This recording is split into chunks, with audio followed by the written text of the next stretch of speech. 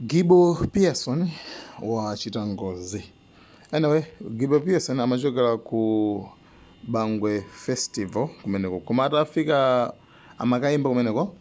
Koma akubwerera atafika pa Fasa anapezeka kuti galimoto chiongolero ndi ma brake zonse zinasiya kugwira ntchito. Zinamuvuta panga control, then galimoto yonse inagudubuzika mmene mikuonelamo.